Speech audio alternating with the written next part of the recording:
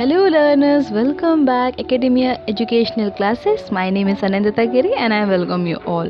So आज के इस वीडियो में हम करेंगे अपने लास्ट वीडियो का कंटिन्यूएशन जिसमें हमने बात की थी फ्रेंच रिवॉल्यूशन के बारे में।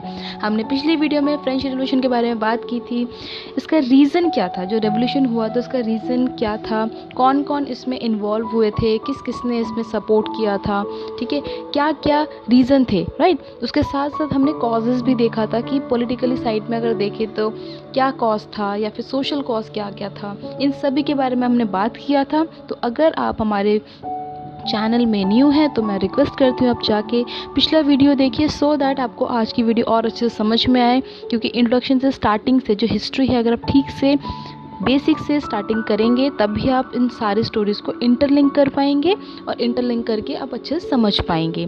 सो आज के इस वीडियो को हम स्टार्ट करेंगे उसी कंटिन्यूएशन के साथ जहाँ पे हम बात करेंगे इकोनॉमिक कॉज और क्या क्या कॉजेज़ थे, ठीक, फ्रेंच रिवॉल्यूशन में क्या क्या कॉजेज़ थे और इसका आगे जाकर रिजल्ट क्या आया। तो स्टार्ट करते हैं। सबसे पहले इकोनॉमिक कॉज। पिछली वीडियो में हमने पॉलिटिकल कॉज एंड ये सोशल कॉज हमने पढ़ लिया था, राइट। ये हमारा तीसरा कॉज है। The external wars and squandering of money had weakened the economic condition of France. अब क्या था, अब मैंने स्टार्टिंग में आपको बताया था पिछली वीडियो में कि फ्रेंच का रिलेशन जो था वो बहुत ज़्यादा ख़राब हो रहा था, ठीक है। क्यों हो रहा था? क्योंकि बहुत ज़्यादा वॉर हो रहा था, राइट। क्योंकि फ्रांस जो है ब्रिटेन, अमेरिका, इन सारे सबके साथ एक ना एक लड़ाई झगड़ा हो ही रहा था, किसी का दोस्ती थी, किसी का दुश्मनी थी, ये सब चीज़ें चल रही थी। साथ ही साथ बहुत सारे जो मेंटेनेंस थे, मैंने बताया था जो बड़े बड़े जो राजा पैलेस बनाते हैं उनका एक मेंटेनेंस होता है, ठीक है। आपने बना तो लिया लेकिन उसको एक मेंटेन भी, तो कहते हैं ना कि हाथी खरीदना आसान है लेकिन हाथी को पालना बहुत मुश्किल होता है, वैसे ही बहुत मुश्किल था यहाँ पे। जो स्क्वांडरिंग है, स्क्वांडरिंग का मतलब होता है वेस्टेज। वेस्टेज यहाँ पे इसलिए बोला जा रहा है क्योंकि हमने देखा था जो कि लुई 16, ठीक है, जब वो आया था अपने, जब उसे मिला था राइन मिला था, जब उसे थ्रोन मिला था तब उसे कुछ नहीं मिला था क्योंकि खाली तिजोरी उसे मिली थी, ठीक है। तो उसने टैक्सेस लगाना शुरू कर दिया और उसके साथ जब उसकी वाइफ की शादी हुई उसके साथ मारिया की, तो मारिया ने भी क्या किया था, वो भी इतनी समझदार नहीं थी, उसने भी क्या किया था,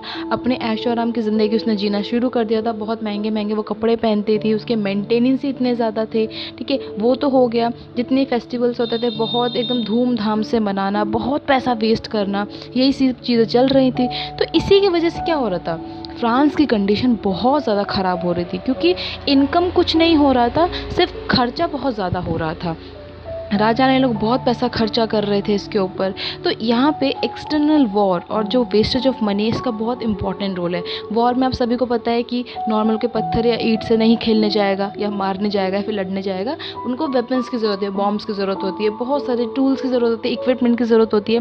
तो उसके लिए भी ख़रीदना पड़ता है, सारा सामान आप खरीदोगे तो उसके लिए पैसा चाहिए। फिर जो आर्मी होते हैं, जो घोड़े, हाथी, इन सब की ज़रूरत होती है, इसके लिए भी आपको पैसा चाहिए। तो इसी सब चीज़ों में जो इकोनॉमिक कंडीशन थी बहुत ज़्यादा खराब हो गई थी। Every year the expenditure exceeded the income, so imposition of taxes won in व्यो स्टाइल। अब क्या हो गया था, अब इन सबको मेंटेन करने के लिए, ठीक है, राजा और रानी अपनी सुख सुविधा को मेंटेन करने के लिए क्या करते थे, अब उन्हें सारी चीज़ें, वो अपनी ऐशो आराम ज़िंदगी जी रहे हैं और उन सब का भुगतान किसे करना पड़ता था, जो कॉमन पीपल है। कैसे? उन पे टैक्स लगा दिया जाता था। हमने स्टेट के बारे में पढ़ा था पिछली वीडियो में। यहाँ पे 3 स्टेट होते हैं, जो फर्स्ट और सेकंड है वो तो पूरी रॉयल्टी में रहते थे, उन्हें कोई फ़र्क नहीं पड़ता था कि दुनिया में क्या चल रहा है क्या नहीं चल रहा है, ठीक है, वो अपनी दुनिया में जी रहे थे और उन्हें टैक्स भी देने की ज़रूरत नहीं पड़ती थी। लेकिन सारा जितना टैक्स होता था किसको देना पड़ता था, थर्ड स्टेट को देना पड़ता था। तो ये सारी चीज़ें हमने देखी थी। The tax system was based on the principle of inequality and partiality. अब क्या था, जो टैक्स सिस्टम था, ठीक है, ये पूरा बेस था इनइक्वलिटी के ऊपर, पार्शलिटी के लिए। पार्शलिटी मतलब क्या होता है, जो हम पार्शल करते हैं, मतलब ये अमीर है तो ये नहीं देगा, ये गरीब है तो इसे देना पड़ेगा। इनइक्वलिटी, पार्शलिटी भाव, ठीक है। तो ये तो हमने देख ही रखा है कि अगर आपको टैक्स लेना है तो आप तीनों स्टेट से लीजिए, है ना, तीनों स्टेट से लीजिए कि भाई तीनों जितने भी लोग हैं सब इक्वल हैं। लेकिन यहाँ पे ऐसा नहीं था, बल्कि जो रिच है उनको तो ज़्यादा टैक्स लेना चाहिए, है ना, क्योंकि उनकी इनकम ज़्यादा है। लेकिन जो पीजेंट्स है, फार्मर्स है, मर्चेंट्स है, जो इतने ज़्यादा स्टैब्लिश नहीं है, उनकी इतनी इनकम नहीं है, लेकिन आप उसी से टैक्स ले रहे थे, ठीक। The way of fixation and realisation of tax was also not equal. और जिस तरीके से टैक्स लिया, क्योंकि टैक्स देखिए, टैक्स ना एक फिक्स नहीं था कि आपको इतना टैक्स देना है, हमेशा टैक्स की बढ़ जाता, रेट बढ़ जाता था, ठीक है। कभी इस चीज़ का टैक्स, कभी उस चीज़ का टैक्स। और मैंने आपको बताया कि डायरेक्ट टैक्स, इनडायरेक्ट टैक्स, बहुत सारे टाइप के टैक्स थे, ठीक है, बहुत सारे इम्पोज होते थे और किसका कोई फिक्सेशन नहीं था, और सिर्फ एक ही टैक्स नहीं था, बहुत सारे टैक्स उन्हें देने पड़ते थे। At every 5 or 6 years, the French government gave contract to the capitalists for realization of taxes. अब क्या थे, कैपिटलिस्ट जो होते हैं ना, ये जनरली यही लोग थे जो कैपिटल में रहते थे, ठीक है। जैसे कि ज़मींदारी सिस्टम सोच ली, जो अपने अंडर किस लोग रख देते हैं, जो जैसे लेन देन की बात होती है तो वही पैसा कलेक्ट करते थे। तो यहाँ पे भी यही होता है, फ्रेंच गवर्नमेंट बहुत ज़्यादा कॉन्ट्रैक्ट कर रही थी कि वो खुद जाके, देखिए अब जो राजा है वो खुद जाके तो टैक्स नहीं लेगा, है ना, अपने अंडर वो लोगों को रखेगा जो जाके टैक्स वसूलेगा। तो उससे क्या हो रहा था, लोगों को और नुकसान हो रहा था, और ज़्यादा किस लिए नुकसान हो रहा था, आगे देखिए।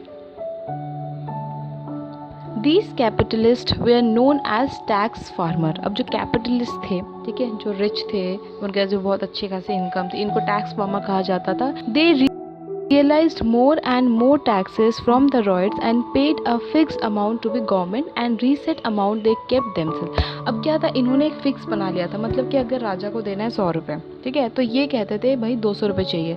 अब राजा को उन्होंने दे दिया 100 रुपये, इन्होंने कलेक्ट किया ना, इन्होंने कलेक्ट किया 100 रुपये, इन्होंने 200 रुपये कलेक्ट किया और इन्होंने राजा को दे दिया 100 रुपये, क्योंकि राजा ने उतना ही मांगा है, उतनी टैक्स लगी, और बाकी जो 100 रुपये वो इन्होंने अपने जेब में बात रख लिया, ठीक है। क्यों, कौन देखने आ रहा है ये सब, क्या चल रहा है क्या नहीं, ये भ्रष्टाचार तो यही है, ठीक है, कौन देखने आ रहा है। तो यही चीज़ चल रही थी, तो इसी की वजह से क्या होता है, एक्सप्लॉयटेशन बढ़ रहा था, ठीक। Thus the poor farmers had been facing great economic difficulties. और इसी वजह से जो गरीब जो फार्मर थे, ठीक है, उनको बहुत ज़्यादा परेशानी हो रही थी, क्योंकि कितनी इनकम है, ठीक है। कभी अगर ड्रॉट आ जाता है, सूखा पड़ जाता है, तो ज़मीन में खेत अच्छे नहीं होते हैं, तो क्या करेंगे वो, उन्हें तो टैक्स देना ही देना है, ठीक है। Economic discontentment among people of France brought the country to the brink of revolution. अब यही जो चीज़ें चल रही थी, ये जो फ्रांस के लोगों को चल रही थी, जो इकोनॉमिक क्राइसिस चल रही थी, इसी की वजह से क्या हुआ, रेवोल्यूशन स्टार्ट हुआ। जैसे मैंने आपको बताया भी था, ठीक है, कि आप एक इंसान को एक दिन टॉर्चर कर रहे हो, दूसरे दिन टॉर्चर कर रहे हो, तीसरे दिन टॉर्चर कर रहे हो, लेकिन एक ना एक दिन वो तो अपना जबान खोलेगा ही, ठीक है। आप एक इंसान को एक डेली थप्पड़ मारे, बेफालतू मारे जा रहे हो, तो एक दिन तो वो पलट के जवाब देगा ही देगा। यही हुआ इस रेवोल्यूशन के थ्रू, ठीक। Various types of taxes were impose upon them to meet the burden of state exchequer. अब क्या हो रहा था, एक्सचेकर, तो यहाँ पे क्या हो रहा था, अब टैक्स क्यों बढ़ रहा था, अब धीरे धीरे जो किंग है उनकी तो डिमांड ही ख़त्म नहीं हो रही, उनके जो ऐशो आराम ज़िंदगी वो बंद ही नहीं हो रही है, ठीक है। वो खुद कुछ नहीं कर रहे हैं, सिर्फ लोगों के ऊपर टैक्स लगाए जा रहे हैं, बर्डन के ऊपर बर्डन चढ़ाए जा रहे हैं।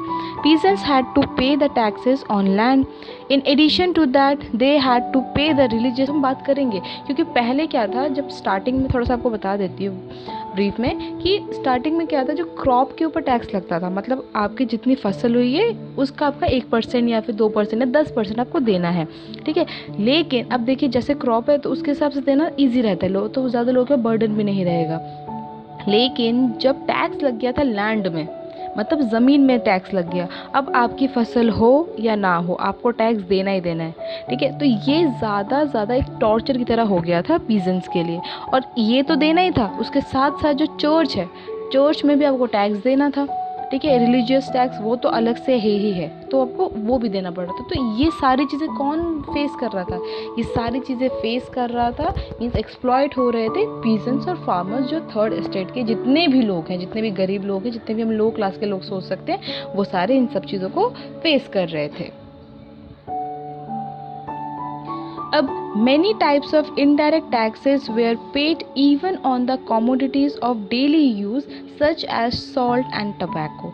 अब क्या हो रहा था, बहुत सारे इनडायरेक्ट टैक्स भी, जैसे मतलब डायरेक्ट टैक्स तो यही हो गया, ठीक है, चर्च को आपको देना है डायरेक्ट टैक्स है, या फिर क्रॉप के ऊपर, लैंड के ऊपर देना, वो आपका डायरेक्ट टैक्स हो गया। इनडायरेक्ट टैक्स भी बहुत सारे टाइप के थे, जो नॉर्मल बेसिक जो कमोडिटी है, जो लोगों की ज़रूरत है, ठीक है, सॉल्ट हो गया, टोबैको हो गया, ब्रेड, इन सब के ऊपर भी टैक्स लग गया था। In addition to this they had to pay many gifts, toll taxes, tributes etcetera as feudalist tax. और इसके साथ साथ उनको गिफ्ट भी देना पड़ता था, ठीक है, राजा को देना पड़ता था, कोई भी ओकेजन में देना पड़ता था, ठीक है, कोई भी फ्यूडलिस्ट टैक्स, मतलब दुनिया भर के टैक्स लगा दिए। दस economic condition of the French people was became pitiable day by day. मतलब ऐसी सिचुएशन कर दी थी, इतना ज़्यादा करप्शन हो गया था कि लोगों को हर एक दिन इतना मुश्किल हो रहा था, और एक से एक दिन बदतर से बहुत ज़्यादा ख़राब हो रहा था, ठीक है। तो इस सिचुएशन बहुत ज़्यादा ख़राब हो गई थी। In addition to the economic burden of taxes, the problem of unemployment prevalent in the society played a very important role in making the economic condition of France pitiful and miserable.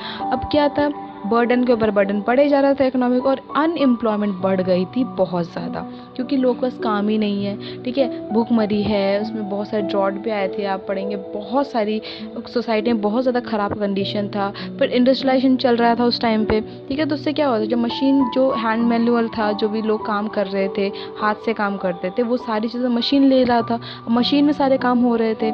ठीक है, तो इसके वजह से unemployment बढ़ गया था, और इसके वजह से कंडीशन और ज़्यादा ख़राब होने लगी। अब देखिए, जितनी अनएम्प्लॉयमेंट सोसाइटी में रहेगी, उससे ज़्यादा, सबसे ज़्यादा नुकसान किसको होता है, गवर्नमेंट को ही होता है, क्योंकि अगर कोई नहीं कमाएगा तो इकोनॉमिक ग्रो ही नहीं होगी, अगर कोई कमाएगा ही नहीं तो आपकी सोसाइटी कैसे बढ़ेगी, आपकी गवर्नमेंट कैसे बढ़ेगा, आपका स्टेट कैसे बढ़ेगा, कंट्री कैसे बढ़ेगा, नहीं बढ़ सकता। In those days, industrial revolution had taken place and the use of machine had begun in the country. मैंने आपको बताया कि उस टाइम पे इंडस्ट्रियलाइजेशन स्टार्ट हुआ था, इंडस्ट्रीज़ बननी शुरू हो गई थी, बड़े बड़े मशीन्स बनने शुरू हो गए थे, और इसके वजह से जितने भी लोग थे, नॉर्मल पीपल जो अपने हाथ से काम कर रहे थे, वो मशीनों में कन्वर्ट हो रहा था काम। As a consequence, in manual workers, artisan and cottage industries suffer badly and became unemployed. तो ये जितने भी लोग हाथ से काम करते थे, जैसे शर्ट बनाने का काम, या फिर चूड़ियाँ बनाते हैं, या फिर कोई भी स्वेटर, कोई भी काम समझ लीजिए, जो भी काम होता है, क्योंकि जो भी हमें ज़रूरत की, जो बेसिक नेसेसिटीज़ है, जो भी चीज़ें बाज़ार से हम खरीदते हैं, वो सारी चीज़ें लोग पहले हाथ से बनाते थे, लेकिन वो सारी चीज़ें कौन बनाने लगा, इंडस्ट्रियलाइजेशन की वजह से मशीन्स बनाने लगी। तो ये लोग जो कर रहे थे, ये तो क्या हो गए, अनएम्प्लॉयड हो गए, क्योंकि अब मैंने आपको स्टार्टिंग में ही बताया था कि अगर मशीन में, अगर कोई मशीन अगर काम कर रही है, तो मशीन को चलाने के लिए कुछ लोग चाहिए। अब जो लोग एजुकेटेड हैं, अंडरस्टैंडेबल है, जो उस चीज़ को हैंडल कर पाए, वही लोग कर पाएंगे। अब जो लोग इलिटरेट हैं, नहीं पढ़े लिखे हैं, उन्हें नहीं समझ इन सब चीज़, तो उन्हें तो वो रखेंगे भी नहीं ना लोग, तो इसीलिए अनएम्प्लॉयमेंट बहुत ज़्यादा हो रहा था। During revolution they supported revolutionaries against the king, और इसी टाइम पे जितने रेवोल्यूशन शुरू होना स्टार्ट हो गए थे, बहुत सारे लोगों ने रेवोल्यूशन करना स्टार्ट किया था, और धीरे धीरे ये जो दायरा है बढ़ रहा था, लोगों ने अपनी ये सब चीज़ें बढ़ाने शुरू कर दी थी, लोग जुड़ रहे थे, क्योंकि सब के सब राजा के अगेंस्ट थे, क्योंकि सिर्फ एक इंसान सफ़र नहीं कर रहा था, सब लोग सफ़र कर रहे थे। ठीक है, Besides, unorganized government system had made the mercantile life of France handicapped. Now mercantile का मतलब यहाँ पे है concern with the exchange of goods for profit, मतलब जो भी ट्रेडिंग सिस्टम था, ठीक है, जो एक्सपोर्ट होता था, इंपोर्ट होता था, जो गुड्स, कोई भी सामान जो व्यापार के लिए ले जाया जाता था, उसका जो फ़ायदा होता था, ये जो मर्केंटाइलिज्म करते थे। तो अनऑर्गेनाइज गवर्नमेंट यहाँ पे किसको बोला जा रहा है, अनऑर्गेनाइज मतलब जो ठीक से ऑर्गेनाइज ना हो। यहाँ पे फ्रांस की बात की जा रही है, फ्रांस गवर्नमेंट की बात की जा रही है, क्योंकि उनका जो सिस्टम था बिल्कुल भी ऑर्गेनाइज नहीं था, ट्रेजर था वो बिल्कुल खाली था।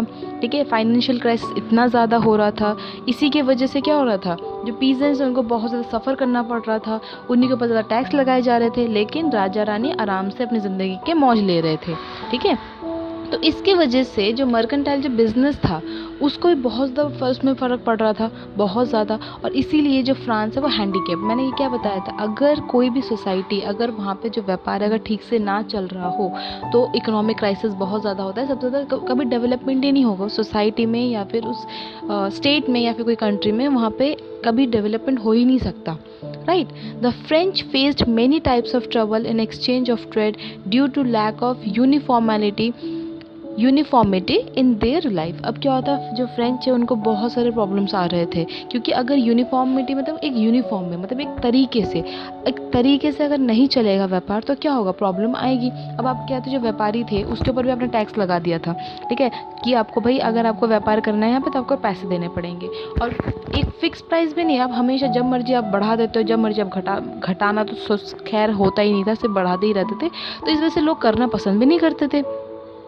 Various types of restrictions such as ban and guiles, trade-related rules in towns, provisional income tax, feudalist tax, etc. मतलब बहुत सारे लग गए थे। मतलब आपको टाउन में होगा तो आपको रूल, उसके लिए टैक्स देना पड़ेगा, इनकम टैक्स देना पड़ेगा, ठीक है, फिर फ्यूडलिस्ट टैक्स देना पड़ेगा, मतलब दुनिया भर के जितने टैक्स हो सकते हैं सारे टैक्स लगा दिए थे इन लोगों ने। वेयर इम्पोज ऑन ट्रेडर्स के ऊपर लग गए थे। Development of trade had almost stop under the circumstances. और इसी वजह से देखिए व्यापार वहीं पे होगा जहाँ पे आप उनको मौका देंगे। अगर आप वहाँ पे उनको अच्छे से सुविधा दोगे, अब ये देखिए कोई इंसान 10 रुपये कमा रहा है, अगर आप उसने 10 रुपये टैक्स में लगा दो तो वो बंदा क्यों कमाएगा, या फिर वो क्यों वहाँ पे व्यापार करने आएगा, नहीं आएगा ना वहाँ पे व्यापार करने के लिए। तो अगर आप उसको अपॉर्चुनिटी नहीं दोगे, उसे कुछ प्रॉफिट कमाने के लिए नहीं दोगे, तो वो क्यों करेगा। इसीलिए जो ट्रेडिंग है वो बंद हो रहा था, कोई यहाँ पे करना ही नहीं चाह रहा था। The traders wanted to get trade free for all restraint. और जितने भी ट्रेडर्स थे वो कोई भी इस रेस्टेन में, मतलब इतनी ज़्यादा बंदिशों में, इतनी ज़्यादा टैक्स देके कोई भी काम नहीं करना पसंद करेगा। क्योंकि जब प्रॉफिट ही, देखिए कोई इंसान काम क्यों करता है, प्रॉफिट के लिए। अगर उसे प्रॉफिट ही नहीं होगा तो वो क्यों करेगा काम, है ना। तो इसी वजह से जो इकोनॉमिक था वो एक डाउनफॉल हो रहा था, और जो फ्रेंच है वो एकदम, जो फ्रांस है वो एकदम हैंडीकेप्ड हो गया था।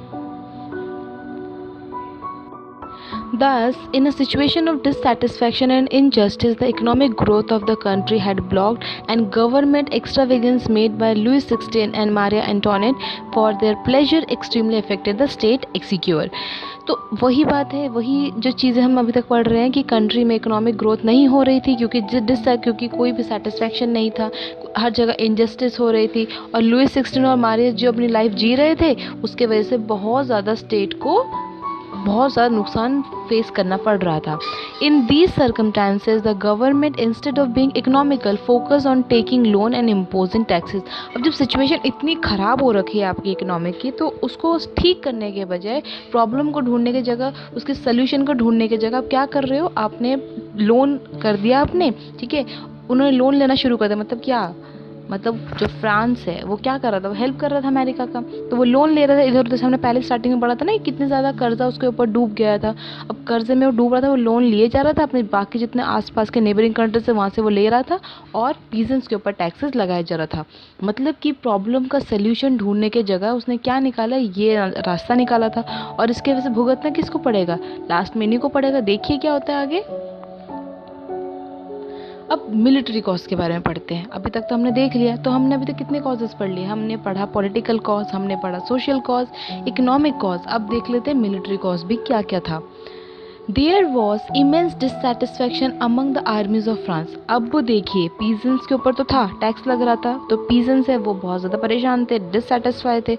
अब जो फ्रांस के जो आर्मी थे वो भी डिससेटिस्फाई। आर्मी क्या होते हैं, जो रक्षा करते हैं ना, जो आर्मी जो लड़ते हैं, वॉर वगैरह करते हैं, तो जो फ्रांस की आर्मी थी वो भी डिससेटिस्फाइड थे। The farmer were appointed in military. जो फार्मर है उनको अपॉइंट किया जा रहा था मिलिट्री में। They were indignant for lower salary, strict administration and substandard diet. तो क्या हो रहा था, जो फार्मर थे उनको ला के लोग अपॉइंट कर रहे थे, क्योंकि लोग भी कहाँ से लेके आएंगे, लेकिन उनको पैसे नहीं दे रहे थे, उनकी सैलरी अच्छी नहीं थी, और जो एक स्ट्रिक्ट एडमिनिस्ट्रेशन था, मतलब कि एकदम स्ट्रिक्ट रूल थे वहाँ पे, उसके वजह से लोगों को बहुत दिक्कत आ रही थी। एंड स्टैंडर्ड डाइट, मतलब सब स्टैंडर्ड डाइट, मतलब जो फूड जो डिस्ट्रीब्यूशन है, जो खाना मिल रहा था, उन्हें प्रॉपर खाना ही नहीं मिल रहा था, प्रॉपर डाइट ही नहीं मिल रहा था। इस वजह से वो भी बहुत ज़्यादा नाखुश थे। They were appointed on lower posts only. The higher office were reserved for nobility. अब जो peasants लोग थे या फिर जो लोग मिलिट्री में जा रहे थे, फार्मर लोग, उनको सिर्फ लोअर पोस्ट मिले थे, ठीक है। जो बड़े बड़े पोस्ट हैं वो सिर्फ किसके लिए था, नोबिलिटी। नोबिलिटी कौन से सेक्टर में आते हैं, स्टेट में। आप बताइए मुझे कि कौन से स्टेट में नोबिलिटी आते हैं। तो जो नोबिलिटी थे वो उन सारे हायर ऑफिसेज या पोस्ट के लिए नोबिलिटी थे, लेकिन जो लोअर पोस्ट थे, जैसे कि अगर आपको लड़ाई झगड़ा करना है, देख कुछ होते हैं जो बोलते हैं कि जाइए वॉर कीजिए, जो इंस्ट्रक्शन देते हैं वो सारे तो नोबिलिटी हैं, लेकिन मरना किसको है, जो पीजेंट्स है, क्योंकि वो लोअर कैटेगरी में, और उन्हीं को वॉर में छोड़ा जाता था। उनको सैलरी भी नहीं देते थे, उन्हें इतने स्ट्रिक्ट में भी रखना पड़ता था, और उन्हें खाना ही प्रॉपर नहीं मिलता था। तो हमने मिलिट्री कॉज भी देख लिया। अब मिलिट्री में लोगों को कितनी प्रॉब्लम हो रही थी। अब देखिए एक और सबसे इम्पॉर्टेंट जो कॉज है वो है personal and religious cause. There was absence of all types of freedom in France. There was no freedom of speech, writing, expression of thoughts and religious liberty. यहाँ पे फ्रांस में कोई भी टाइप की उन्हें आज़ादी नहीं थी, कोई भी टाइप की। मतलब अगर आप बात करें, मतलब खुद से कोई अपनी बात नहीं रख सकते, कुछ लिख नहीं सकते, कोई लिख नहीं सकते हैं। इसी टाइम पे अगर आप लिटरेचर की साइड अगर देखें, जनरली। तो लिटरेचर में जो लोग लिखते थे, जो सोसाइटी के खिलाफ लिखते थे, उन सबको क्या करता था, बॉयकॉट कर दिया जाता था। उनके पब्लिश उनके बुक्स को फाड़ दिया जाता था, उनको जला दिया जाता था, उन्हें पब्लिश ही नहीं करवाया जाता था। ठीक है, तो लोग अपने विचार जो है वो नहीं व्यक्त कर सकते। और अगर कोई इंसान बोलता भी था, जैसे छोटे छोटे मिছিল होते थे या फिर रैली होते थे, उनको मार दिया जाता था, उनको हटा दिया जाता था। ठीक है, तो किसी चीज़ की आज़ादी नहीं थी। और यहाँ तक कि रिलीजियस लिबर्टी भी नहीं थी। मतलब अब रिलीजियस जो है वो किसके ऊपर डिपेंड थी, जो चर्च है उसने अपने कल्चर में ले रखी थी। जो चर्च जो बोलेगा, जो फादर जो बोलेंगे, जो पास्टर जो उनके जो अथॉरिटीज़ है रिलीजियस चर्च में, वही लोग हेड थे, और वो लोग जो बोलेंगे लोगों को वही मानना पड़ेगा। तो देखा जाए तो किसी की भी फ्रीडम नहीं थी। Catholic religion was states religion and the followers of post Protestant way severely punish. अब जो कैथलिक रिलीजन थे, अब देखिए जो चर्च है उसमें कैथलिक और प्रोटेस्टेंट होते हैं। जो कैथलिक वो होते हैं जो बिलीव करते हैं कि जो गॉड है, ठीक है, जो गॉड है, गॉड तो नहीं है हमारे पास में, तो जो फादर लोग हैं, जो फादर हैं या जो उसके एडमिनिस्ट्रेशन है, वो उसके रिप्रेजेंटेटिव है। मतलब जो पास्टर्स या फिर जो फादर है वो अपने आप को ये दिखाते थे कि हम यहाँ पे भगवान के बदले हैं और भगवान ने हमें भेजा है आप लोगों का उपकार करने के लिए। हम जो बोलेंगे, हम जो आदेश देंगे वो भगवान का आदेश होगा और वो आपको मानना पड़ेगा। ठीक है, जो कैथलिक थे वो इस चीज़ को बिलीव करते थे, और जो प्रोटेस्टेंट थे वो उसके खिलाफ थे। वो ये कहते थे, और जनरली देखिए उस समय ज़्यादा लोग पढ़े लिखे नहीं थे, तो उनको इतनी ज़्यादा नॉलेज नहीं थी।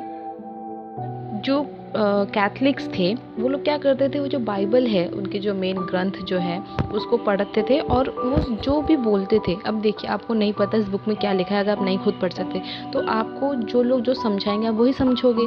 तो ये बोला जाता है कि इस बुक में लिखी हुई है। जैसे हमारी होली बुक क्या है, हमारी जैसे रामायण है, महाभारत है, वैसे उन लोगों की, क्रिश्चियनों की होली बुक है बाइबल। तो उन्हें बोला जाता था कि आपके इस बुक में लिखा हुआ है कि हम हैं प्रोटेस्ट, हम हैं कैथलिक, मतलब हम लोग हैं भगवान के रिप्रेजेंटेटिव, और हम जो बोलेंगे आपको वही बात माननी पड़ेगी। जो प्रोटेस्टेंट है ये लोग वो थे जो थोड़े पढ़े लिखे हो गए थे, जिन्होंने थोड़ा समझदारी से काम करना शुरू किया। तो उन्हें लगा था कि नहीं ऐसा नहीं है, ठीक है, अगर गॉड है तो ऐसा नहीं करेंगे वो, हम कभी वो नहीं चाहते कि हम उनका बुरा कर, हमारे साथ कुछ बुरा हो, वो नहीं चाहेंगे।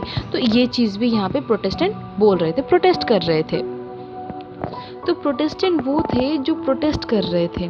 ठीक है, जो लोग ये कैथलिक के खिलाफ जो प्रोटेस्ट कर रहे थे वो लोग थे प्रोटेस्ट। इन्होंने बोला था कि गॉड ऐसा नहीं कर सकते, भगवान अगर हमसे प्यार करते तो हमारे कभी बुरा नहीं सोच सकते। Not only that, there was also lack of personal freedom. यहाँ तक कि सिर्फ इसी के साथ नहीं, इसी के साथ साथ जो खुद की जो पर्सनल जो फ्रीडम थी वो भी नहीं थी लोगों के अंदर। द किंग और any of his man could arrest any person. मतलब वो कहीं पे भी अपनी मर्जी से नहीं बैठ सकते, नहीं घूम सकते, नहीं जा सकते, क्योंकि कहीं पे भी वो लोग ऐसे घूम रहे हो तो किंग और क्वीन या उसके जो लोग हैं कभी भी आपको अरेस्ट कर सकता है without giving you any valid reason. आपको कोई रीज़न नहीं देंगे और वो ऐसे आपको अरेस्ट कर सकते हैं। Warrant of arrest was issued in absence of accusation and charge. It was called letters the charger. Warrant जो था अरेस्ट का वो कभी भी इशू कर देते थे, और उसके बिना कोई भी एक्यूजेशन नहीं है, आपको कोई भी चार्ज नहीं है, फिर भी आपको पकड़ लेते थे, और इसी को कहते थे letter the charger. In France, there was lack of uniformity in laws. There were 400 laws in force. अब क्या था, जो फ्रांस में कोई यूनिफॉर्मिटी नहीं थी। जैसे हमने स्टार्टिंग में देखा था जो मिलिट्री में भी कोई यूनिफॉर्मिटी नहीं थी, यहाँ पे भी लॉ में कोई भी यूनिफॉर्मिटी नहीं थी। मतलब कोई एक यूनिफॉर्म लॉ, मतलब एक तरीके से काम नहीं चल रहा था। ठीक है, और ज़बरदस्ती लोगों के ऊपर फोर्स किया जा रहा था इतने सारे law. Nobody knew that under which law the judgement of this case would be given. और लोगों को कुछ पता ही नहीं था। देखिए लोग ज़्यादा पढ़े लिखे थे, लोगों को कुछ पता ही नहीं था, और उनको ये भी नहीं पता कि कौन से लॉ के अंडर उनको गिरफ्तार किया जा रहा है, या फिर कौन से लॉ के अंडर उनको ये जजमेंट सुनाई जा रही है, और उनको कुछ नहीं पता। और वो जो बोलेंगे आपको वो मानना ही पड़ेगा, क्योंकि कौन है वहाँ पे आपके खिलाफ बोलेगा। ठीक है, अब देखिए intellectual cause, right. In respect of French Revolution, it is said that it was a bourgeoisie revolution. हमने बुर्जुआजी पढ़ा है, कौन थे, मिडिल क्लास, है ना, जो थर्ड स्टेट में जो मर्चेंट्स थे, जो पीजेंट्स थे, जो थोड़े पढ़ लिख गए थे, जिन्होंने एजुकेशन ली थी, उन्हीं में से जो थोड़े से व्यापार वगैरह कर रहे थे, थोड़ा पैसा कमा लिया था, थोड़ा एजुकेशन कमा लिया था, तो वो थोड़े अपर लेवल में आ गए थे। जो लोग ना तो सेकेंड लेवल में जा रहे थे और ना ही थर्ड लेवल में रह रहे थे, तो वो लोग मिडिल क्लास बन गए थे, और इन्हीं मिडिल क्लास को बुर्जुआजी क्लास कहते थे। तो जनरली फ्रेंच रेवोल्यूशन को जनरली लोग बोलते हैं कि जो बुर्जुआजी रेवोल्यूशन था, क्योंकि उन्हीं लोगों ने पहल की थी। In which the educated class reveal the political, social, economic and religious fault. और इन्हीं लोगों ने सारे ये जो गलतियाँ हैं, जो कमियां थी ये सारी ढूंढी थी। ठीक है, पॉलिटिकल साइड में देखिए, सोशल साइड में देखिए, इकोनॉमिक या रिलीजियस सेक्टर में देखिए। ठीक है, इन लोगों ने किया था। कहते हैं ना, जब आपके अंदर ज्ञान आ जाता है, जब आप पढ़ने लगते हो, आपके अंदर एक रोशनी आ जाती है, तो आप सही और गलत में डिफरेंस करना भी सीख जाते हैं। और यही यहाँ पे भी हुआ था। The French intellectuals initiated the intellectual movement. और जो फ्रेंच इंटेलेक्चुअल्स, मतलब इसमें बहुत सारे देखिए फिलोसोफर्स भी थे। बहुत सारे फिलोसोफर्स वो होते हैं जो ज्ञान की बातें करते हैं, क्या सही है क्या गलत है इसके बारे में बात करते हैं, चर्चा करते हैं। तो इनका ही बहुत इंपॉर्टेंट रोल था। ठीक है, Montesquieu, Voltaire and Rousseau were the prominent figure among them. और इसमें जो मॉन्टेस्क्यू है, वॉल्टेयर है और जो रूसो है, ये बहुत इंपॉर्टेंट 3 पर्सन है जो कि बहुत इंपॉर्टेंट इन लोगों का रोल था। ठीक है, ये फिलोसोफर्स थे और इन्होंने लोगों को समझाया था कि क्या सही है क्या गलत है, ये जो आपके साथ हो रहा है ये अत्याचार हो रहा है, क्योंकि सबको अपनी फ्रीडम में रहने की आज़ादी है, सब क्योंकि सब इक्वल हैं। Montesquieu, in his book The Spirit of Law, gave the theory of separation of power for keeping the 3 wings of government, executive, legislature and judiciary, separates from one another. हम अभी अगर आप बात करें 21st सेंचुरी में हम जी रहे हैं आज, तो हमारे पास ये सारे लॉ हैं, एग्जीक्यूटिव है, लेजिस्लेचर है, जुडिशियरी है। तो मॉन्टेस्क्यू ने उस टाइम पे एक बुक लिखी थी अपनी, स्पिरिट ऑफ लॉ। ये बहुत इंपॉर्टेंट है, आपको पता होना चाहिए इस बुक का नाम, द स्पिरिट ऑफ लॉ, जो कि मॉन्टेस्क्यू ने लिखा था। और इसमें इसने अपनी एक थ्योरी दी थी जिसमें इसने पावर को सेपरेट किया था। ठीक है, मतलब जितने भी आपके पास जो पावर है, जो आपके पास जो हिम्मत है, जो भी है, तो उसको सेपरेट किया था उसने। गवर्नमेंट के 3 भाग कर दिए थे, जिसमें से एग्जीक्यूटिव, लेजिस्लेचर एंड जुडिशियरी, तीनों के अलग अलग काम है। एक का काम है लॉ बनाना, एक का है मेंटेन करना, और एक का है काम सारे लॉ को पेश करना, है ना। ये सारी चीज़ें थी, ये सब चीज़ें हम डिटेल में आगे देखेंगे। तो मॉन्टेस्क्यू ने अपनी बुक में ये चीज़ बताई थी, ये आपको याद रखना है, बहुत इंपॉर्टेंट पॉइंट है। स्पिरिट ऑफ लॉ में उसने अपने सेपरेशन को 3 भागों में भाग किया था, एग्जीक्यूटिव, लेजिस्लेचर और जुडिशियरी में। Voltaire revealed the weaknesses of church, society and monarchy. अब जो वॉल्टेयर उसने क्या किया था, उसने रिवील किया था, उसने बताया था कि जो चर्च में क्या कमियां हैं, ठीक है, सोसाइटी में क्या कमी है, और जो मोनार्की सिस्टम जो चल रहा है, जो राजा का सिस्टम चल रहा है, इसमें क्या कमी है। दो he was not pro democracy yet, he was the strong supporter monarchy in favour of people. अब जनरली अगर देखें तो वो डेमोक्रेसी के इतने उसमें नहीं था, उसे नहीं लगा था, लेकिन हाँ, वो जो मोनार्की के पीछे जो सपोर्ट कर रहे थे लोग, फेवर में था। Montesquieu and Voltaire wanted reform but Rousseau wanted a drastic change. अब जो मॉन्टेस्क्यू और जो वॉल्टेयर है, ये रिफॉर्म चाहते थे, ये चाहते थे कि जो सिस्टम है वो यही रहे, लेकिन इसमें थोड़े चेंजेस लाने चाहिए। मतलब वो चाह रहे थे ठीक है, राजा है तो ठीक है, राजा के चल रही है चीज़, लेकिन इसमें थोड़े चेंजेस आने चाहिए। लेकिन जो रूसो था, भाई रूसो तो बहुत था, मतलब जॉन जेकब रूसो इसका पूरा नाम है, और इसके बारे में पढ़ोगे ना, बहुत मतलब फैंटास्टिक फिलोसोफर है ये, पढ़ना कभी आप। इसने तो कहा था भाई ड्रास्टिक चेंज, मतलब नहीं, ये पूरा सोसाइटी चेंज होनी चाहिए, ये सारे सिस्टम चेंज होने चाहिए, क्योंकि सब कुछ गलत है। He in his famous book social contract accepted state as a institution form by people and general will as sovereign, so he was supporter of democracy. तो इसने अपनी एक बुक लिखी थी सोशल कॉन्ट्रैक्ट, सबसे इम्पॉर्टेंट, जो रूसो ने अपनी बुक लिखी थी सोशल कॉन्ट्रैक्ट, और उसमें उसने बोला था कि हाँ, डेमोक्रेसी तो होना चाहिए लोगों के, क्योंकि अगर शासन लोगों पे करना है तो लोगों का मत होना ज़रूरी है। आप मेरे ऊपर शासन करोगे तो भाई मेरे भी तो पॉइंट ऑफ व्यू आपको समझना पड़ेगा, मेरे जो प्रॉब्लम्स है वो भी आपको समझना पड़ेगा, है ना, मेरी जितनी प्रॉब्लम्स को सोल्यूशन भी आपको देना पड़ेगा, मेरा देखभाल आपको करना पड़ेगा, तभी आप मेरे ऊपर वो कर सकते, रूल कर सकते हो। तो ये चीज़ रूसो ने मानी थी।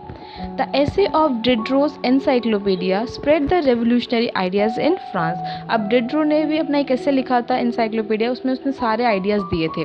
ठीक है, the famous economists like Quesnay and Turgot in France criticized economic exploitation and economic control in the society and supported policy of laissez-faire। ठीक, अब यहाँ पे और भी बहुत लोग ज्वाइन करते हैं, इकोनॉमिक्स थे जिन्होंने बोला था कि जो जितनी भी चीज़ें चल रही है ना, ये सब एक्सप्लॉयटेशन ही हो रही है। ठीक है, सोसाइटी में इकोनॉमिक कंट्रोल है नहीं, एक यूनिफॉर्मिटी है नहीं, और उन्होंने सपोर्ट किया था कि हाँ, डेमोक्रेसी होना चाहिए, डेमोक्रेसी आना चाहिए, और ये तभी मुमकिन है जब सारे लोग मिलके बोलेंगे अपनी अपनी। देखिए, जैसे मेरा किस में अच्छा होगा ये मैं जानती हूँ, राइट, क्योंकि अगर मैं ही अपने लिए नहीं करूँगी तो कोई और आके मेरे लिए नहीं कर सकता, मुझे अपने लिए खुद ही लड़ना पड़ेगा। तो ये चीज़ मेन, जितने फिलोसोफर्स हैं उनका सेम मेन मोटो भी यही था, इन्हीं लोगों ने लोगों को बहुत मोटिवेट भी किया था। और ऐसे ही देखेंगे हम धीरे धीरे कैसे लोग इंस्पायर होते हैं और बाहर निकलते हैं। अब देखिए जो हमारा नेक्स्ट टॉपिक है वो है इम्पैक्ट ऑफ फॉरेन इंसिडेंट्स। अब फॉरेन इंसिडेंट्स का मतलब यहाँ पे क्या समझाया जा रहा है इसको हम जानेंगे। The glorious revolution in England, हमने सबसे पहले कहाँ पढ़ा था? इंग्लैंड के बारे में पढ़ा था, है ना। उनको जो रेवोल्यूशन हुआ था सबसे पहले उन्होंने स्टार्ट किया था, फर्स्ट हमने सेकेंड चैप्टर में देखा था, तो वहीं से शुरू हुआ था। Formation of constitutional government paved way for political change in France, और यहीं पे जो एक कॉन्स्टिट्यूशनल गवर्नमेंट बन गया था, ठीक है, तो वहीं से फ्रांस के लोगों के अंदर भी एक चीज़ आई थी कि नहीं हमें भी चाहिए, ठीक। अमेरिका स्ट्रगल कर रही थी फ्रीडम के लिए, इंग्लैंड भी कर रही, मतलब ये सारी चीज़ चल रही थी। तो मैंने आपको बताया था जब हमने सेकेंड चैप्टर किया था, तो मैंने आपको बताया था कि कहीं पर भी अगर एक बार शुरुआत होती है ना, तो वो शुरुआत हो जाती है हर जगह की, क्योंकि एक को देख के ही लोगों के अंदर हिम्मत बढ़ती है और ये लोग ये सोचते हैं कि अगर वो कर सकता तो हम क्यों नहीं कर सकते हैं, ठीक है। तो यहीं से शुरू हो गया था और शुरू होने के बाद यहाँ पे भी इम्पैक्ट डाला था। अंडरस्टूड। अब फर्स्ट पॉइंट देखिए, America's freedom struggle. During America's freedom struggle the French army took part against England under the leadership of Lafayette. Democratic government was formed in America. Yes, तो क्या समझ में आ रहा है कि जो अमेरिकन जो फ्रीडम स्ट्रगल कर रही थी, मतलब अमेरिका जब लड़ रही थी ब्रिटेन से, ठीक है, जब उन्हें दिक्कत हो रही थी, बहुत ज़्यादा प्रॉब्लम, तो फ्रांस उनकी हेल्प कर रहा था। तो जो फ्रेंच आर्मी ने उसने बहुत सारा पार्ट किया था, मतलब बहुत हेल्प की थी अमेरिका की, और इसी की वजह से भी बहुत ज़्यादा क्या हो रहा था, जो वहाँ पे जो सिस्टम चल रही थी कोई भी उसे बिलीव मान नहीं रहा था, क्योंकि वो भी एक तरीके से एक्सप्लॉयटेशन ही हो रही थी।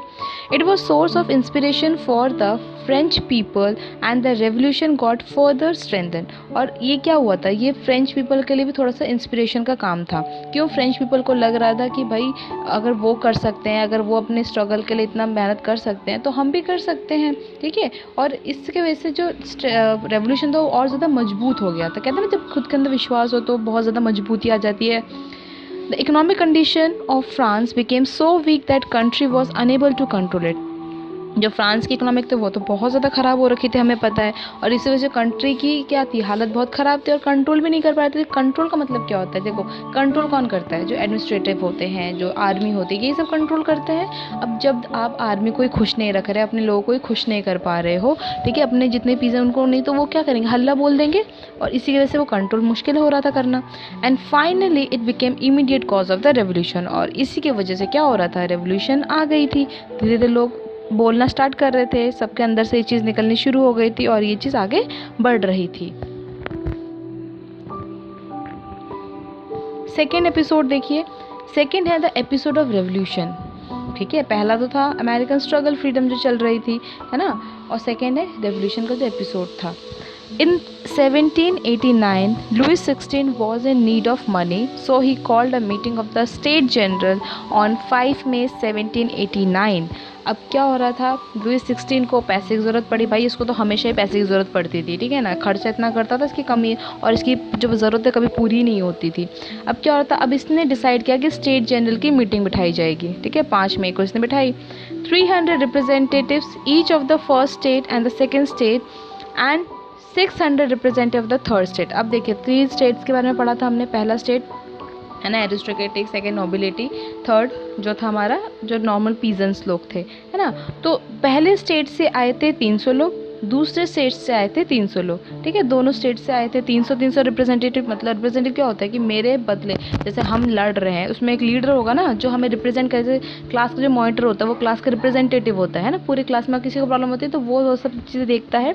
वैसे ही उनमें भी 300 लोग आए थे फर्स्ट क्लास से, और सेकंड क्लास से भी आए थे 300 लोग, और जो थर्ड स्टेट थे उसमें से आए थे 600 लोग। हमने स्टार्टिंग में ही पढ़ा जो फर्स्ट स्टेट और सेकंड स्टेट में जो वहाँ के लोग थे कम, जो अमीर थे वो थे कम और जो गरीब थे वो थे बहुत ज़्यादा, ठीक है। तो 600 रिप्रेजेंटेटिव आए थे।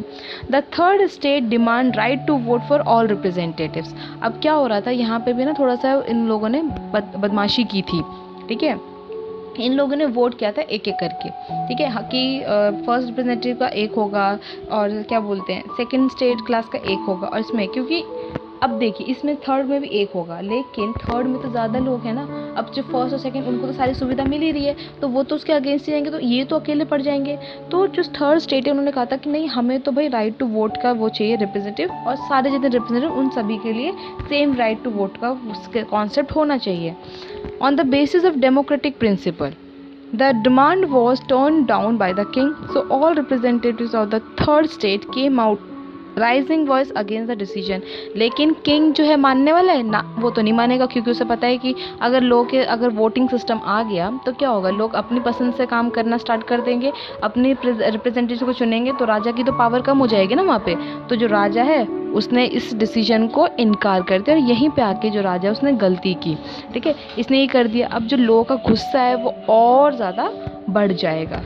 When they assembled to organize a conference, they saw that the hall venue of their conference was full of royal guards. अब जब 20 तारीख को फिर से जब ये जितने भी नॉर्मल लोग, जो नॉर्मल कॉमन पीपल थे थर्ड स्टेट के लोग, जब इन्होंने असेंबल किया था कॉन्फ्रेंस के लिए डिस्कस करने का, तो इन्होंने ये देखा हॉल में जाके कि रॉयल गार्ड क्या है वहाँ पे कॉन्फ्रेंस रूम में खड़े हैं, फुल रॉयल गार्ड्स खड़े हैं वहाँ पे, और सब लोग वहाँ पे गार्ड देके खड़े हो रखे हैं। So all the representatives of third state gather in tennis court. अब वहाँ पे जाके देखा हॉल में कि वहाँ पे तो सारे रॉयल गार्ड खड़े हो रखे हैं। तो अब देखिए गार्ड का यहाँ पे डर क्यों है, यहाँ पे रॉयल गार्ड मैं बार बार क्यों बोल रही हूँ, इसलिए बोल रही हूँ क्योंकि रॉयल गार्ड यहाँ पे सारे लोग राजा के लोग थे। अब अगर वो यहाँ पे खड़े हैं तो वो राजा की बात मानेंगे, राजा को सारी चीज़ें बताएंगे और उसी की सारी चीज़ें चलेंगी वहाँ पे, राजा को सब कुछ पता चलेगा कि लोग क्या बातें कर रहे हैं, मतलब कौन सी कॉन्स्पिरेसी चल रही है, राजा के खिलाफ क्या षड्यंत्र हो रहा है, इसे पता चल जाएगा। तो उन्होंने डिसाइड किया कि टेनिस कोर्ट में वो लोग अपनी सारी बातें को करेंगे, ठीक है। They declared their meeting National Assembly and take oath that Assembly would not be dissolved until the Constitution for minimizing the power of King was read। अब उन लोगों ने ये कसम खा ली कि जब तक राजा की पावर को कम करने की बात नहीं आएगी, कॉन्स्टिट्यूशन नहीं बनेगा, तब तक हम ये बातों को नहीं मानेंगे, ठीक है। राजा की जो पावर है इसको कम करने की बात की जाती है, क्योंकि राजा पूरा एब्सोल्यूट पावर था उसके पास, है ना, डेस्पोटिक पावर है उसके पास। तो जितना कुछ जो भी कर रहा है सारा किसके कंट्रोल में है, राजा के कंट्रोल में। तो इसी वजह से जो बाकी लोग हैं वो अपनी फ्रीडम नहीं इंजॉय कर पा रहे हैं या कुछ भी नहीं कर पा रहे, वो लाइफ में सक्सेस भी नहीं कर पा रहे, तो राजा की पावर को कम करने का समय आ चुका है। Rumors regarding dissolving the assembly by king and arresting of its members spread. अब यही सारे जो र्यूमर्स, अब देखिए क्या हो रहा था, र्यूमर्स फैल रहे थे बहुत ज़्यादा। र्यूमर्स क्या होते हैं, अफवाह, ठीक है। ये बोला जा रहा था कि जितने भी असेंबली है किंग के खिलाफ, ये सारे तोड़े जाएंगे और जितने मेंबर्स हैं उनको पकड़े जाएंगे। Hearing this people gather in a huge numbers, leader like Mirabeau Abbe Sieyes were leading them. अब क्या हो रहा था, लोगों के अंदर ये चीज़ आ गई थी, लोगों को ये लगा था ये जो मीटिंग कर रहे हैं राजा के खिलाफ जो बोल रहे हैं, तो अब राजा क्या करेगा, राजा इन लोगों को ट्रुप्स भेज रहा है, ठीक है, अपने लोग भेज रहा है ताकि इन सबको अरेस्ट कर ले। अब जो राजा जिस फोटो आपने देखा होगा पिछली वीडियो में, देखिए यहाँ पे एक फ़ोटो है, ठीक है। पिछली वीडियो में हमने एक फ़ोटो देखी थी फॉल ऑफ बास्टिल। अब जो बास्टिल है वो क्या है, बास्टिल जो है राजा का फोर्ट था जिसको सारे लोग मिलके तोड़ देंगे, ठीक है। कैसे तोड़ेंगे देखिए, अब पता चल गया, जैसे र्यूमर ये फैल गया कि राजा जो है वो मेंबर्स को पकड़ेगा, लोगों ने सुन ली ये सारी चीज़ें, जितने भी लोग थे उनको पता चल गया। Though Mirabeau belong to feudal family, still he was in favour of removing the special powers of feudal. अब क्या हो रहा था, जो मिराबियो है ना, ये एक नॉर्मल मतलब थर्ड स्टेट में लीडर थे, लेकिन ये बिलोंग करते थे फ्यूडल स्टेट में, मतलब ये थे नोबिलिटी फैमिली के थे, बहुत रिच फैमिली के थे, ठीक है। लेकिन इनको पता था कि जो भी चीज़ें चल रही है पीजेंट के यहाँ पे ये सब गलत चल रहा है। तो ये जो र्यूमर था ना, जो इसके फेवर में आ गया था कि लोगों को पता था कि ये स्पेशल पावर है फ्यूडल, मतलब कि ये फैलाई जा रही है और उनको पता है कि इसका अच्छा ही फ़ायदा होगा, राइट। तो देखिए जैसे हम कहते हैं ना कि जितने ब्रिटिशर्स आए थे, जब इंडिया पे जब कब्ज़ा हुआ था, तो सब लोग गंदे लोग नहीं थे, कुछ लोग अच्छे भी थे जिनको पता था कि लोगों को लग रहा था कि नहीं ये लोग जो भी ये चीज़ें हो रही है इंडिया के साथ ये गलत हो रही है, और उसके खिलाफ उन्होंने आवाज़ भी उठाई थी। तो मेरा व्यू भी वैसे थे कैरेक्टर था जो कि बहुत इंपॉर्टेंट है और आपको ये चीज़ याद रखनी है, ठीक है। On 14 July 1789 the revolutionaries besieged the state prison of Bastille in Paris, ठीक है। पेरिस में बस्टिल जो फोर्ट था, जो प्रिजन था उनके अंदर, उसको उन लोगों ने क्या किया, लोगों ने इतने सारे लोग आ गए थे, ठीक है। उनको पता चला कि जो राजा है वो अपने ट्रूप्स निकालने वाला है, वो लोगों को मारने वाला है, तो उससे पहले जितने भी लोग थे, नॉर्मल पीपल, कॉमन पीपल थे, वो चले गए और उनको अटैक कर दिया उन लोगों ने। इतने सारे लोग हैं, सोचिए अगर 600 रिप्रेजेंटेटिव है तो कितने लोग होंगे, कितने करोड़ों में लोग होंगे कॉमन। ठीक है। तो ये सारे लोग चले गए थे और उन्हें हमला बोल दिया। The fort of Bastille was a symbol of despotism of monarchy. अब क्या किया था इन लोगों ने, सारे फोर्ट भी तोड़ा। फोर्ट पता है क्यों तोड़ा था? फोर्ट इसलिए तोड़ा था, जैसे होता है ना कि अगर किसी इंसान की, कोई इंसान आपको बुरा लगता है, ठीक है, आपने उसका कुछ नुकसान कर दिया, मतलब मेन आपने उसका गमला ही तोड़ दिया, ठीक है, आपका मन में खुशी होगी चल उसको नहीं मार पाया लेकिन उसका गमला तो तोड़ दिया उसका, तो ऐसी खुशी थी। तो बेस्टिल जो फोर्ट है वो ऐसे ही तोड़ दिया था, ठीक है। सब लोगों ने अपना गुस्सा उसमें निकाला था, एक ही ईंट निकाल निकाल के लोगों ने उसको मार दिया था। तो डेपोटिज्म ऑफ मोनार्की जो थी वो यहाँ पे सिंबल थी, ठीक है। जो उनका जो फोर्ट था वो एक सिंबल था कि ये राजा का किला है और उसको तोड़ दिया गया। After a 4 hour besiege they success in breaking the gate of the prison and making the prisoners free. अब जितने भी देखिए प्रिजनर्स है अंदर, जितने प्रिजनर्स है वो कौन होंगे बताइए, कौन होंगे? वो वही तो होंगे जिनको ज़बरदस्ती पकड़ लेते थे राजा, बिना किसी गलती के कभी भी उठा लेते थे। तो 4 घंटे तक उन लोगों ने उनके ऊपर अटैक किया और वहाँ पे उन्होंने जो जेल के जो गेट है उन सबको उन्होंने क्या किया, उन सबको तोड़ा और उनके जितने भी लोग थे उन सबको छुड़वाया। The end of Bastille prison signify the downfall of despotic power. और जैसे बस्तिल पावर प्रिजन को, जेल को उन्होंने तोड़ा और ये जो फोर्ट उन्होंने तोड़ा, ये उनका सबसे पहले सिंबल था उनका सक्सेस का, कॉमन पीपल का और राजा का डेस्पोटिक पावर, जो एक पावर चली आ रही है, इसका डाउनफॉल की शुरुआत का एक सिंबल था। That is why 14 July is celebrated as the independence day in France. और इसी वजह से फ्रांस में 14 जुलाई को इंडिपेंडेंस डे के बाद से माना जाता है, क्योंकि उसी दिन पहले दिन लोगों ने हल्ला बोला था, लोग इतना गुस्सा था वो फूटा था और उन्होंने की इतनी हिम्मत हो गई थी, देखिए कि वो राजा के किले के अंदर जाके राजा तक को मारने की कोशिश कर रहे थे, ठीक है। मतलब उसको पूरा फोर्ट ही तोड़ दिया था। सोचिए उसकी आर्मी वगैरह सब कुछ खत्म, मतलब राजा का जो फोटो कितना ज़्यादा सिक्योर्ड होगा, लेकिन उसको भी तोड़ने की हिम्मत इन सब में आ गई थी। After 14 July 1789, Louis XVI was a king only in name and the National Assembly began to prepare act for the country। अब क्या हुआ था 14 जुलाई में, तो इन लोगों ने बस्तिल के ऊपर क्या कर दिया था, हमला बोल दिया था। तो उसके बाद जो लुईस XVI सिर्फ नाम के लिए ही राजा था, राइट। नेशनल असेंबली जो था वो अब कैसे प्रिपेयर हो रहा था एक्ट के लिए, कंट्री के लिए, मतलब नया असेंबली बनने की ज़रूरत थी अब। The assembly pass the declaration of the rights of man and citizen on 27 अगस्त 1789, ठीक है। जुलाई में ये हुआ और 27 अगस्त में जाके ये जो असेंबली है, असेंबली पास हुआ declaration of rights of man and citizen. Through this declaration, all the people got the right of expression of thought and follow religion of their choice. Together with individual freedom, they got freedom of speech। और इसके ज़रिए उनको ये right मिल गया कि लोगों के अंदर खुद के एक्सप्रेशन को, थॉट्स को, अपनी रिलीजियस को चॉइस करने के लिए उनके पास राइट है। वो जो मर्जी रिलीजन को फॉलो करना चाहते हैं कर सकते हैं, कोई उनको कुछ नहीं कह सकता। अपनी स्वाधीन खुद की जो फ्रीडम है उसको भी वो फील कर सकते हैं, खुश रह सकते हैं और अपनी जो भी उनको लगता है, जो भी वो सही समझते हैं अपने लिए, वो बोल सकते हैं वो, ठीक है। The press war also awarded freedom. अब जो प्रेस है, यहाँ पे प्रेस कौन है, मीडिया, ठीक है, जो सोशल मीडिया, अभी हम तो सोशल मीडिया को जानते हैं, तो यहाँ पे सोसाइटी की मीडिया जो पहले जो पेपर लिखते थे, न्यूज़पेपर्स लिखते थे, ठीक है, जो प्रिंटिंग प्रेस आ चुका था, तो उनको भी एक फ्रीडम चाहिए थी। Now the state was not allowed to arrest any one without filing a case and could not acquire their I and without paying compensation. अब क्या था कि कोई भी इंसान को, जैसे पहले पकड़ ले रहे थे, उनको जेल में डाल दे रहे थे, ठीक है, उनको बिना कोई एफआईआर करके या फिर कोई इन्फॉर्मेशन लेके, लेकिन अब क्या था, सबको, अब कोई भी किसी को भी नहीं पकड़ सकता, सबको आज़ादी थी और स्टेट बिना किसी के फाइल के, ठीक है, किसी केस के विटनेस ना हो तो उसे नहीं पकड़ सकता। The most important decision for the middle class people was that the taxes were equally imposed on all classes and they were permitted to have personal property। अब जो important decision लिया गया था वो था मिडिल क्लास के लिए कि जो टैक्सेस है वो सबके लिए है, सबके लिए इक्वल है और जिसके पास पर्सनल प्रॉपर्टी है उसी के ऊपर टैक्स लगेगा। हाँ, और यस, सबसे important, they were permit to have personal property, तो उनकी खुद की प्रॉपर्टी वो ले सकते हैं। पहले था कि नहीं ले सकते थे, अब है ले सकते हैं। The revolutionary decision was extremely important not only for France but for the entire Europe. और ये जो रेवोल्यूशनरी डिसीजन हुआ था ये बहुत इंपॉर्टेंट था, सिर्फ फ्रांस के लिए नहीं बल्कि पूरे एंटायर यूरोप में, क्योंकि सब उस टाइम पे किसी न किसी के खिलाफ या किसी के कब्जे में थे, किसी को खुद की फ्रीडम नहीं थी और सब लोग उनके लिए आज़ादी के लिए लड़ रहे थे। अब देखिए, the national assembly in 1791 prepare the draft of constitution in which theory of separation was adopted. अब क्या हुआ था 1791 में जो नेशनल असेंबली हुई थी, यहाँ पे एक ड्राफ्ट बना था कॉन्स्टिट्यूशन का, जहाँ पे ये थ्योरी ऑफ सेपरेशन की बात की गई थी। ठीक है, जब हमने पढ़ा था ना स्टार्टिंग में, सेपरेशन ऑफ थ्योरी की बात की गई थी। This constitution assembly came into force in France, और असेंबली जो थी कॉन्स्टिट्यूशन में, ये हमारे फ्रांस में आ गई।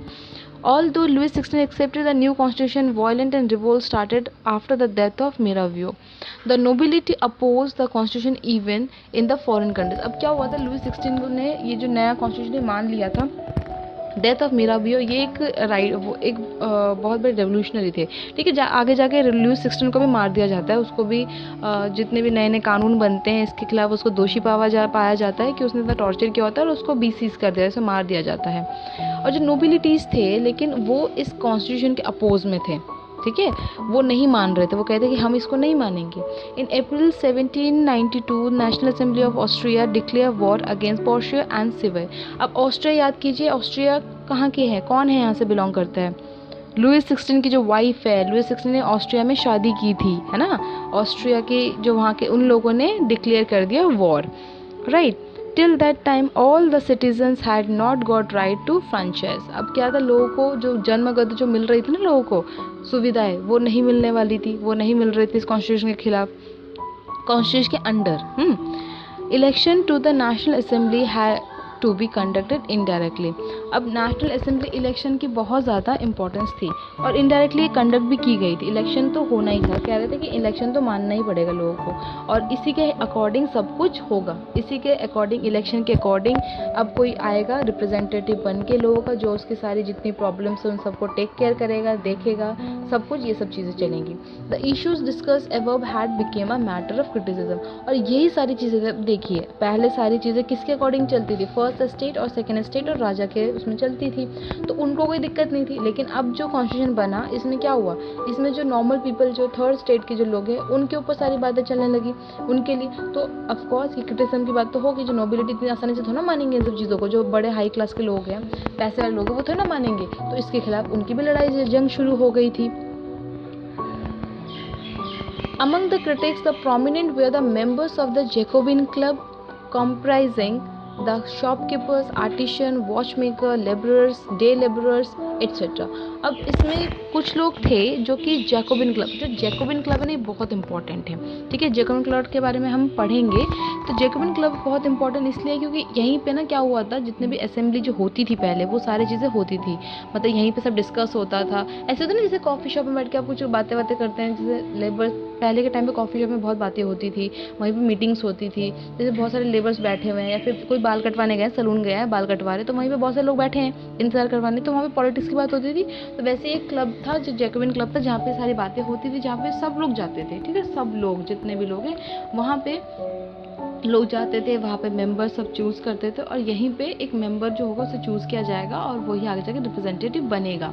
The Jacobin club was named after the former convent of Saint Jacob with Maximilian Robespierre as its head. तो मैक्सिमिलियन जो रॉब्स है, ये उस आगे जाके हेड बनते हैं। तो ये सेंट जैकोब जो है, वो कॉन्वेंट एक जगह थी, ठीक है, एक जगह है, वहाँ पे लोग बैठ के बातें करते थे। तो इसी से जैकोबिन क्लब बना था, और यहीं से एक रिप्रेजेंटेटिव उठ के आएंगे।